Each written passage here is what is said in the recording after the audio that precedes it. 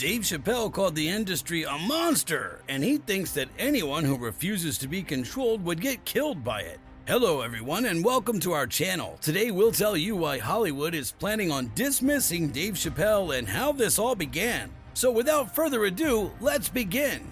Dave Chapelle is a stand-up comic who became controversial and a bit of an outcast in the past few years. He's called a lot of different things these days and he's looked down upon. Even though he's been accused of being transphobic, Dave Chapelle is a famous comedian who's known all over the world. Looper's Mike Bedard is said to have said that Comedy Central offered him $50 million to keep the show going before the third season of the show started. But Dave Chapelle left and moved to South Africa. For almost 10 years, he was a comic that almost no one knew. Dave Chapelle didn't die, but he left the Chappelle Show in 2006 and hasn't been as famous as he was for a long time. He was recently a guest on a show where he talked about how Hollywood is ruining Kevin Hart just like it did him.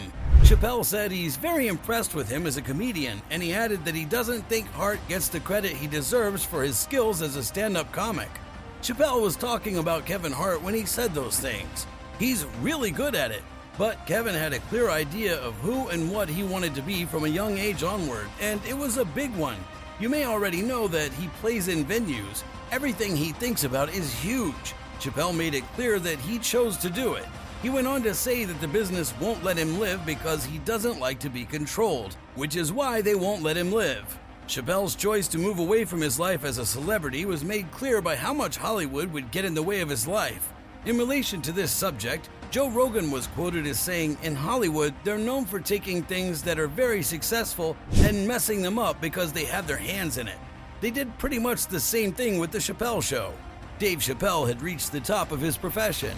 It's all the fault of the people in charge at Comedy Central. They tell him what he's supposed to do next. You can do this, stop saying this, and stop doing that. He said, "Fuck this," and went to Africa and quit the school. Rogan says that Hollywood's influence and restrictions on creativity were the main reasons why Chappelle decided to end his hugely popular show. Rogan used Chappelle's story to show how outside factors can hurt artistic expression and the truthfulness of the material. Rogan opened a comedy club called Anti-Cancel Culture with the goal of giving artists who had their shows canceled a place to perform. Rogan thinks that every comic should have the right to say what they want. Chappelle said that the new fame and the people in his inner group who always tried to flatter him by calling him a genius made him feel overwhelmed. This was about the fact that he was leaving his popular show. He said that Comedy Central as a network didn't limit him in any way, but he did say that the people in his inner group had dramatically changed as he started to make a lot of money. People who were close to him changed because of how famous he was, but he himself stayed the same. He learned that there were some people he could trust and some people he couldn't. He stopped asking many people questions and stopped believing what he wrote. Chappelle wanted to do good work that he would be proud of, but he couldn't say that about the third season like he could about the first two. Chappelle also said that he was a difficult kind of dude. He said that he didn't like himself when he was on set and that he wanted some time to himself. Most importantly, Chappelle said he wanted to check his intentions and make sure he was doing the show for the right reasons. During the first 2 weeks in South Africa, he was only noticed 5 or 6 times, which scared him because he had to remind himself that he was famous. At the same time, Comedy Central made a third season out of old Chappelle material, which was against Chappelle's wishes. He said it was a bully move that put his friendship with Comedy Central in danger. A lawsuit between Chappelle and Viacom, which owns Comedy Central, was solved in 2021. It was about how Comedy Central didn't pay Chappelle for using his material for his third season. During his break, he focused on his family and children, building relationships with them that he would not have been able to have if he'd been on tour his whole life. He was able to look at his life in a whole new way. In 2013, Chappelle went on a 15-city tour to do stand-up comedy again.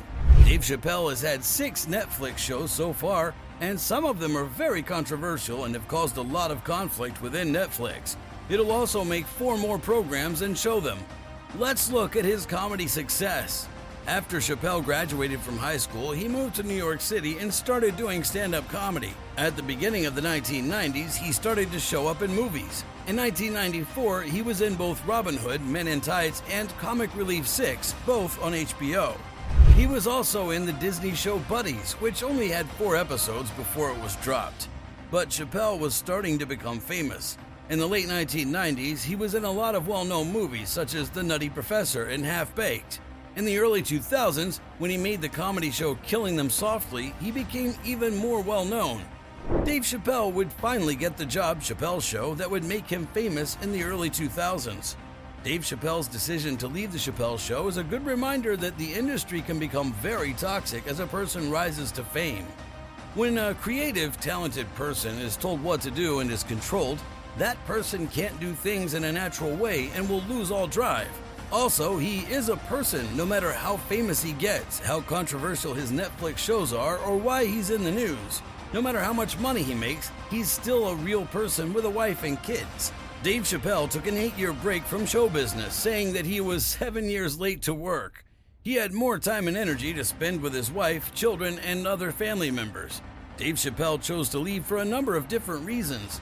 He wanted to spend more time with his family above all else, and he also was finally able to have some peace and live like a normal person, which gave him time to think about what the jokes he had told were all about. This turned out to be the best choice for Chappelle and his family in the long run. In today's world, it's almost unheard of for someone to walk away from $50 million, but it's a good thing that Chappelle did because it helped him get back on track and remember what was really important in his life.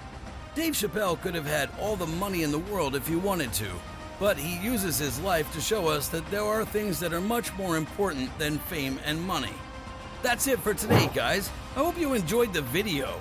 Leave a like and comment down your thoughts on this, and don't forget to subscribe to the channel. Thanks for watching.